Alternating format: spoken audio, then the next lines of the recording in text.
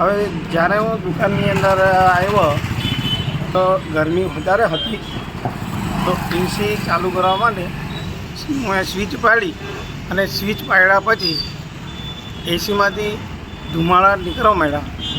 મારા દુકાનમાં કસ્ટમર બી હતા, એમને મેં કહ્યું કે ભાઈ તમે લોકો બહાર નીકળી જાઓ, અને હું બી ધુમાડા થોડા વધારે લાગ્યા તો હું બી બહાર નીકળી ગયો. અને બહાર નીકળતામાં ધડાકાભેર જે એસી હતું તે ધડાકાભેર ફાટ્યું. એની ફાટતાની વારમાં જ 5 જ મિનિટમાં એકદમ આગ એટલી તીવ્રતાથી આગ લાગવા માંડી કે જ્યારે અંદર કોઈ જઈ શકે ના, નજીક બી ના જઈ શકે.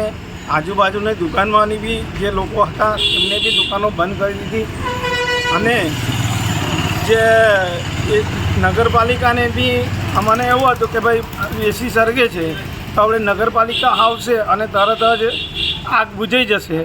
પણ નગરપાલિકા 1 કલાક પછી બંબો, 1 કલાક પછી આખી જે દુકાન ભરીને ખાક થઈ ગઈ, ત્યાર પછી બંબો આવ્યો ને ત્યારબાદ મારી દુકાનની આગ ઓલાવવામાં આવી. અને મારી દુકાનની અંદર જે બહાર પરચુરણ સામાન જે હતો ચાંદીનો, અને દુકાન હું જ્યારે ઓપન જ કરી હતી અને બધો મારો સામાન મેં તિજોરીમાં રાખ્યો છે. તિજોરી મારી ફાયર પ્રૂફ છે. તિજોરીનો સામાન કોઈ પણ વસ્તુને બહુ ખાસ કરીને ઈજા નથી, પણ જે પ્લાસ્ટિક અને એ બધું હતું તે જે આપણો માલ સામાન હતો એની જોડે ચોંટી ગયું હતું. અને બહાર જે સામાન મેકેલો ચાંદીનું પરચુરણ રાખતો હતો એ સામાન મારો થોડો ઓગળી ગયો છે, જે કે 500 ગ્રામ જેવો છે. અને મારી દુકાનનું ટોટલી ફર્નિચર છે તે બધું જ ફર્નિચર બળીને ખાક થઈ ગયું. અને 1 કલાક થઈ ગયો, ત્યાર પછી બંબો આવી અને આગ બુઝાઈ જો. અને જીબીનું મારું 3 ફેઝ કનેક્શન છે. અને આ એરિયાની અંદર દરેક દુકાનોમાં અને ઘરોની અંદર બધા જ ઘરોમાં એસી ને દુકાનોમાં એસી છે. અને પાવર કન્ઝપ્શનનો બહુ જ પ્રોબ્લેમ છે. અને જેલ પાસેના એરિયામાં એક જ ડીપી આવેલું છે. લોકો ઇન્વર્ટરની જોડે સ્ટેબિલાઇઝર લગાવી અને એસી ઉપાડે છે, તારે એસી ઉપડે છે. તો જેમ કે જીબીનો બી વારંવાર અહીંની નોટિસો આપવા છતાં બી અહીંનું પાવર કન્ઝપ્શન છે તે વધારતા નથી. જેથી જે એસીવાળા સલાહ આપીને ને જે સ્ટેબિલાઇઝર નખાવડાવે છે એ સ્ટેબિલાઇઝર હું બી નખાયેલું હતું. અને એ સ્ટેબિલાઇઝરના કન્ઝપ્શનની અંદરથી એસી ચાલુ ઉપડતું હતું. ફેઝ કનેક્શન છે સાહેબ. ફેઝ કનેક્શનની અંદર મારા કન્ઝપ્શન આવે જ નહીં, તો બી મારી દુકાનમાં પહેલાં તો શોર્ટ સર્કિટ જ થાય છે, જેમ કે ધુમાડા થયા, નહીં કે પહેલું એસી ફાટ્યું હતું.